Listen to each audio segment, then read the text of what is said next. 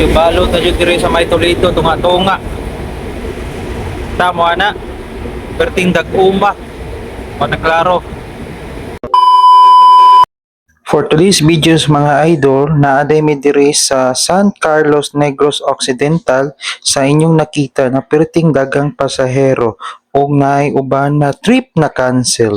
Kaning adlaw January 5, 2026 adlawng Domingo, mauning adlaw na ting-uliay sa mga pasahero padulong sa Cebu. Gi-announce sa mga Coast Guard ang tanang biyahe padulong sa Cebu kay gi-cancel tungod sa kakusog sa balod o bating panahon. Mao na balik ni ugma. Meanwhile, Pagkaugma, nakasakay na jud mi sa barko January 6, 2026 adlawng Lunes.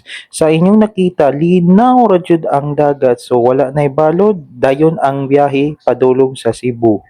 Pag-abot namo sa tunga-tunga sa dagat, medyo balod kayo og sa inyong nakita padulong sa Toledo, nagdag-om siya na dakong unos na umaabot. Sa unahan ay barko padulong sa abot. Napay usa ka light ferry nagikan sa Toledo padulong siya sa San Carlos para lang ang mga nadaghang pasahero makasakay pauli padulong sa Cebu. Sa kakusog sa balod, ang ubang pasahero nangatulog ra. Na ubang mga pasahero nag-enjoy lang sa pagsipon-sipon like duwag Mobile Legends ug uban pa. Para dili nila ma-feel ang lipong-lipong tungod sa kakusog sa balod. Akong inday medyo gikabuhi ni siya tungod sa balod, maong ako na lang ni siya gipatulog. Uman ako siya gipatulog, diadto siya sa iyang mama para motiwas og katulog. Later on, nitanaw ko sa akong Google Map kung asa na may dapit pero sa akong pagtanaw, hapit naman dahil may maabot sa Toledo. So mao akong gigawas.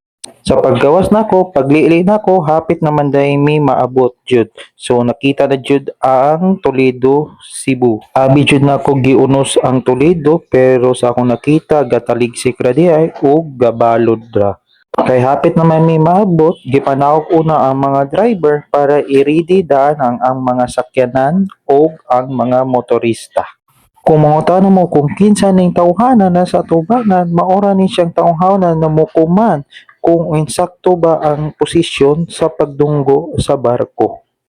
Hapit na may maplastar ani sa dunggoanan pero sa tungod sa kalisod sa balot murag galisod jud ni dunggo kaning barkoha. Sa inyong nakita, nag-swing-swing ang barko pero nadya usa ka tawo diri nagyuko murag naay nagyang dakong problema, wa ko kasabot nagunsa ni siya diri ug nganong naa siya diri, bawo lang ambot lang jud. Finally, naabot na jud mi diri sa Toledo na safe ang biyahe ug walang trahedyang nahitabo. So karon ako na lang gipaabot ang akong pamilya na munaog diha sa barko. Kung mao na to mga idol, salamat sa pagtanaw sa akong bati na vlog. Bisag bati ang voice over, at least nalingaw ra ka pagtanaw-an. Hanyo lang na ko mga idol na i-follow na akong page para makasubaybay kayo sa akong ubang vlog videos. So mao na to mga idol, thank you and bye-bye. See you in my next vlog.